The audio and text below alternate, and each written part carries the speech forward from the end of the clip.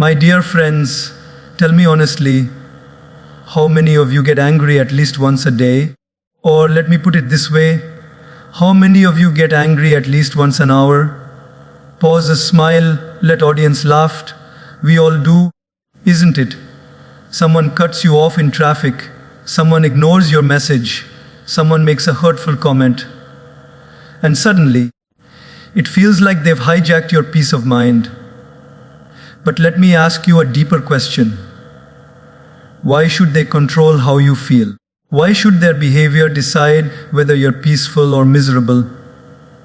Today, let's discuss a simple art, how to never get angry or bothered by anyone, no matter what they do.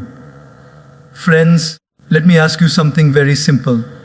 How many of you have ever gone to a mango tree and expected apples from it? Pause, smile, wait for laughter. Sounds ridiculous, right? But this is exactly what we do with people every single day. We expect kindness from someone who has never practiced kindness.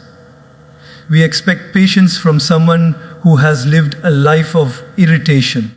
We expect honesty from someone who has made a career out of lies. And when they fail to meet our expectation, we get angry, we get upset, and we allow our peace to be stolen. But the question is, whose fault is it? The tree or our expectation from the tree? Imagine this. If you go to a bakery, you will get bread. If you go to a library, you will get books. If you go to a temple, you will get prayers. If you go to a gossip monger, you will get gossip. Pause the laughter. Why are we surprised when people act exactly according to their nature? That's what they know. That's who they are. If you understand this one truth, you will save yourself from unnecessary anger.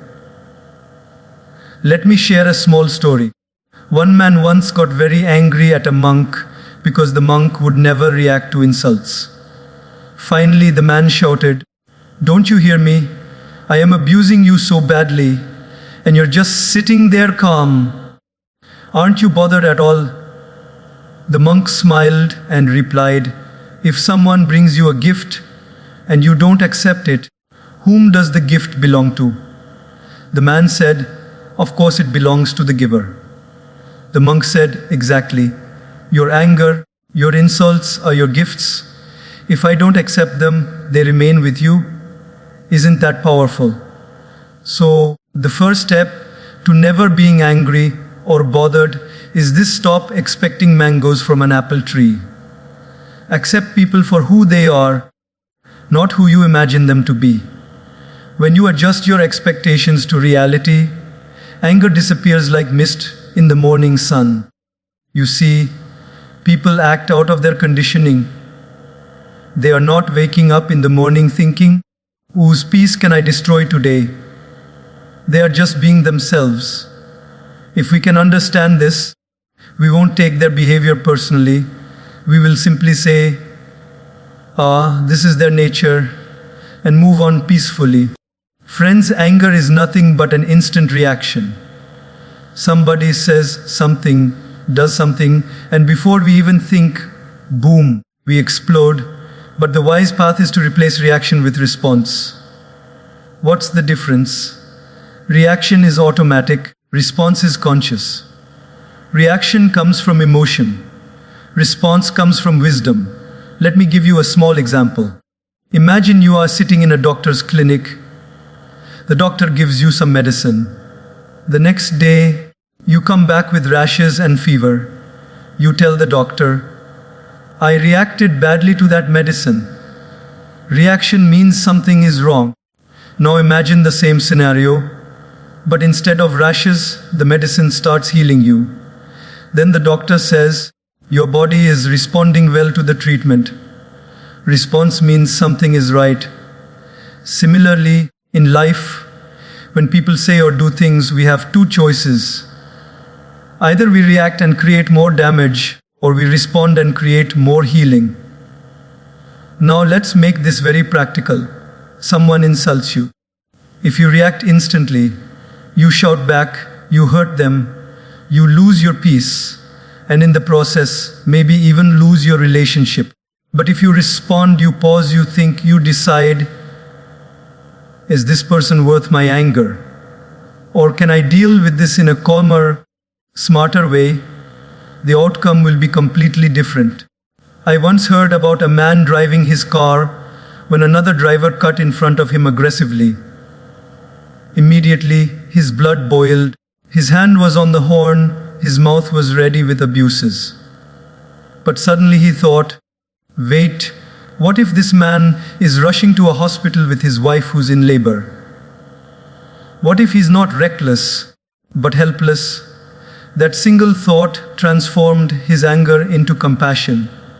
He didn't know the reality, but by choosing to respond with possibility rather than react with assumption, he saved his peace. And isn't that what life is all about? Nobody else is responsible for our reactions. They press the button, but the wiring inside is ours.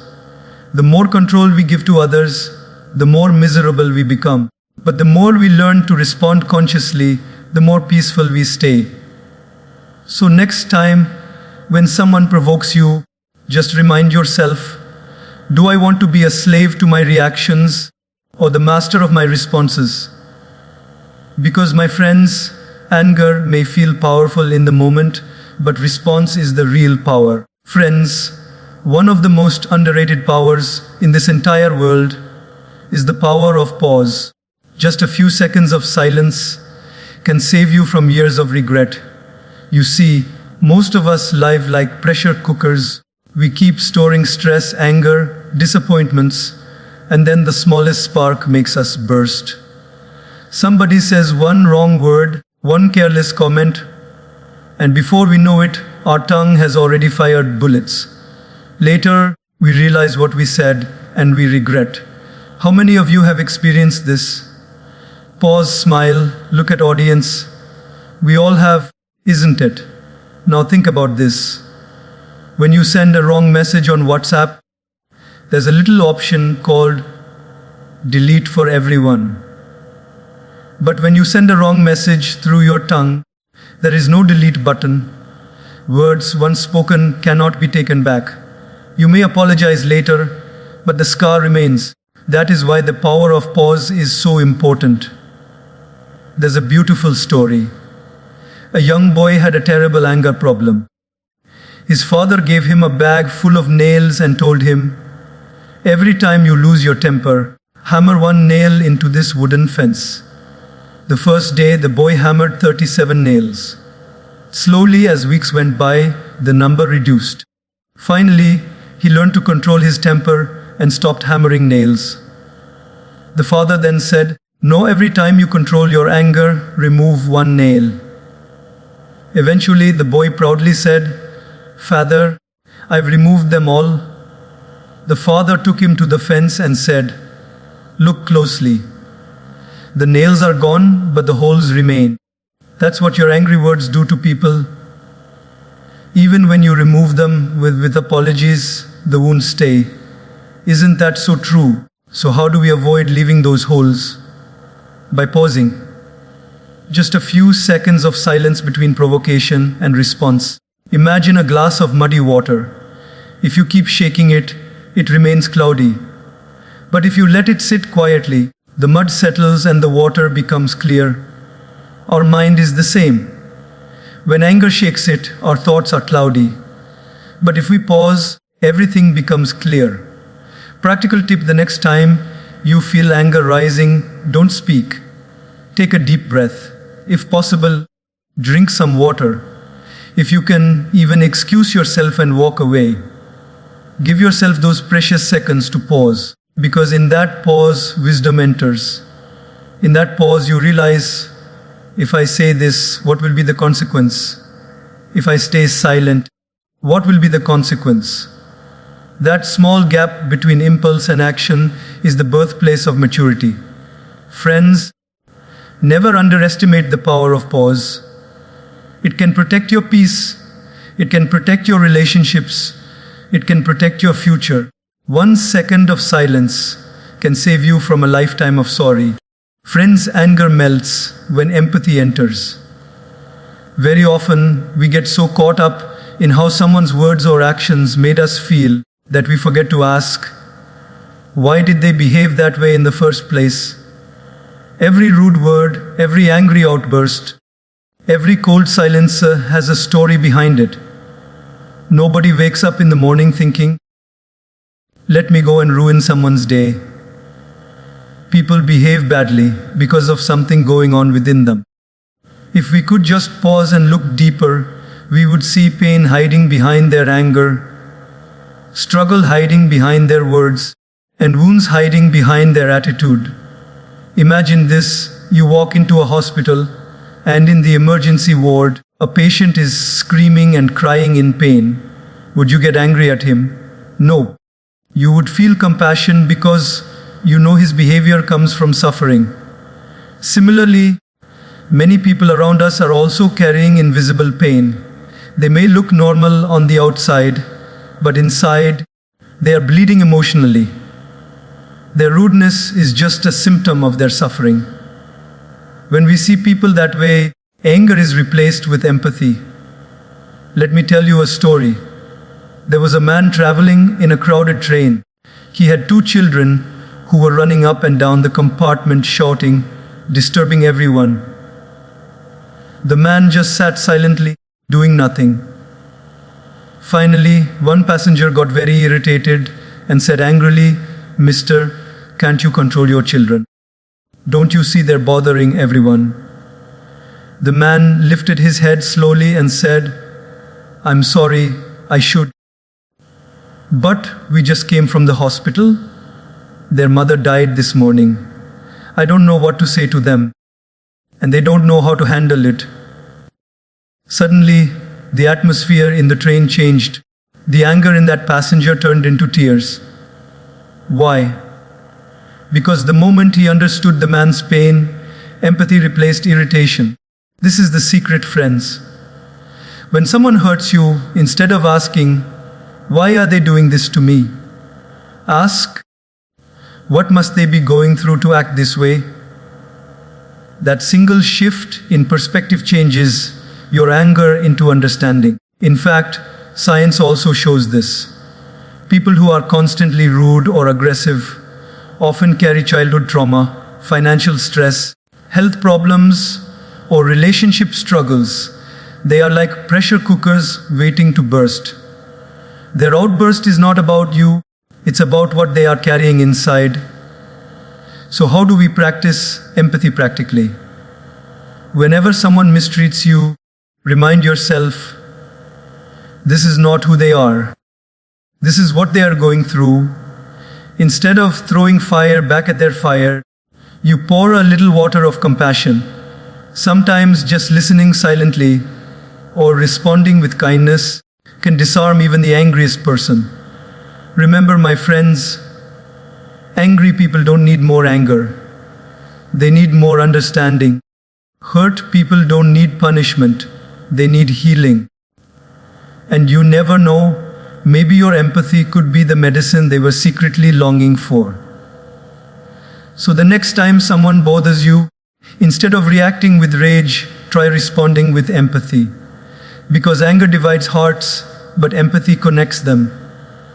And in the end, we don't win by proving people wrong. We win by healing what's hurting inside them. Friends, let me ask you something straight from the heart. How many battles have you fought in your life just to prove you were right? Pause a smile, raise hand a little, let audience react. And how many times after winning that argument did you feel truly happy? If we are honest, the truth is this: sometimes we win the fight, but we lose our peace. Sometimes we win the argument, but we lose the relationship. And sometimes we win with our ego, but deep inside we lose with our soul. This is the tension between ego and peace. Ego says, don't let them talk to you like that. Show them who you are. Peace says, you don't have to attend every battle you are invited to. Ego shouts, fight back. Peace whispers, Let it go. The problem is, ego is loud and peace is gentle. That's why most of us get dragged into conflicts we never needed to be in. Let me give you a small analogy. Imagine you're walking down the road and a dog barks at you. Do you stop, bark back, and argue with the dog? The pause, smile, let audience laugh? No. You keep walking because you know it's a waste of time. In the same way, when people bark with negativity, sometimes the wisest thing you can do is keep walking. But our ego says, how dare he talk like this? I will give him a reply he'll never forget. And in that moment, we become prisoners of our ego. There's a famous story about two monks walking through a village. One of them got insulted badly by a man on the street. He was furious, but he kept quiet until they reached the next town. Finally, he exploded to the other monk. How could that man insult me like that? I can't get it out of my head. The older monk replied calmly, "Oh brother, I left that man back in the village. Why are you still carrying him in your mind?" Isn't that powerful? Ego makes us carry people and their words long after they are gone. Peace comes when we learn to drop them. Now let me make this very practical. The next time someone provokes you, ask yourself a simple question. Do I want to win this argument, or do I want to keep my peace? You can't always have both. Winning the argument may give your ego a small victory, but keeping peace gives your heart a long, lasting happiness. Even in relationships, how many marriages, friendships, families have broken not because of big issues, but because of small ego battles? Why should I say sorry first? Why should I forgive when they were wrong?